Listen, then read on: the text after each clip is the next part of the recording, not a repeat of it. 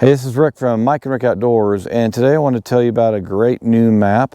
It's called HuntView from Garmin, and I think you're really going to like it. I'm really impressed with it. But before we get too deep into that, please like, subscribe, share, and turn on notifications so you'll be alerted as soon as Mike and I put out new videos.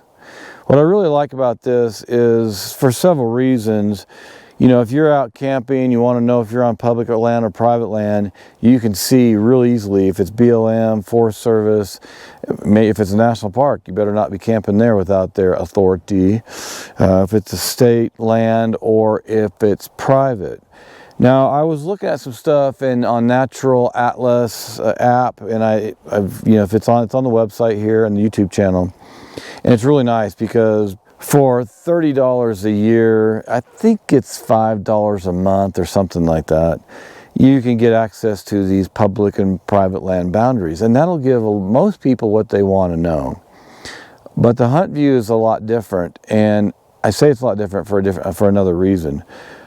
I was talking to Garmin and I was complaining to him. I was like, you know, if you don't know this already, 90 bucks for the state of Colorado for HuntView. I'm like, are you joking? I can go get that information elsewhere. And they're like, well, you really can't, because yes, you can get the boundaries, but you don't get all the detail. And say on Natural Atlas or Gaia probably, and I know Gaia does it too, you can see the public land boundaries or public-private boundaries. And again, for most of us, that's fine. And you can then see what you need to know to stay on public land. But when I started looking at this HuntView, I noticed several things. It has detailed information on every parcel of land. I was testing it out at my house, and I just arrowed around on this thing. I didn't have to hit enter. I just arrowed over my property, and it gave my name and information. Next door neighbor arrowed, got his name and information. Now, this is really good information as a hunter. And if you want to ask and get permission to hunt on somebody else's land, now you know their name. Now it's easier to go then contact them, if you don't know them personally, to contact them and see if you can get a hunting lease or get approval to, maybe you need to walk across part of their land, or maybe you've shot your big buck and the big buck ran over onto their land. Well, if you don't want to then go track it and get in trouble, you can then contact them and talk to them. You know, I'm not the big hunter, Mike is, so I'm just throwing some things out there. But it was really impressive when I've been arrowing around and looking at different places here in Colorado. Right here on Dawson's Butte Open Space Trail, it's Douglas County. Across the street, it's private property, and I got the name of the person, and you can see all the boundaries of everybody. And then when I'm out, Mike and I are out camping, or we're out fishing this last year, and we're camping different places.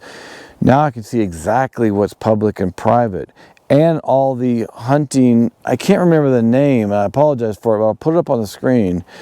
But here in Colorado, they have certain areas that you can put in for or get drawn for, and then you can only hunt that area. Well, it has it on HuntView.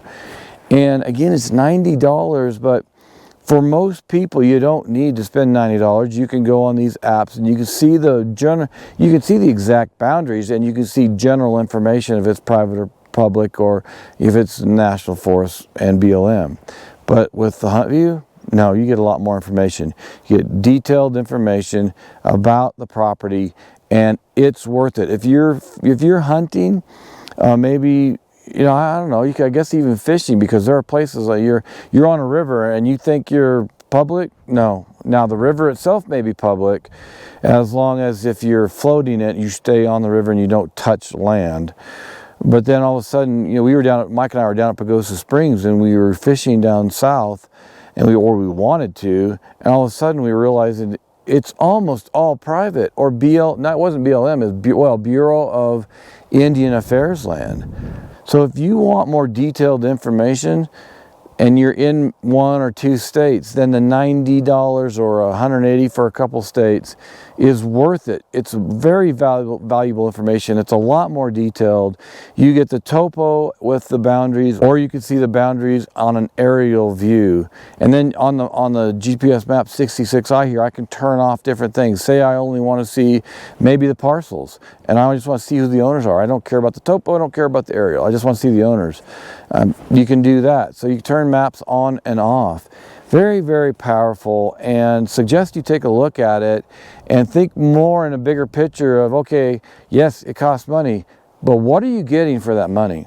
And I'll tell you what I've seen already. What you're getting for the money for the hunters and people who are outdoors all the time, it's worth $90. Now, I would like to see Garmin have a bigger package and say, hey, if you're going to be in the Northwest United States, okay, we've got 5-6 states for a reduced cost. Love to see that, but not sure they do that.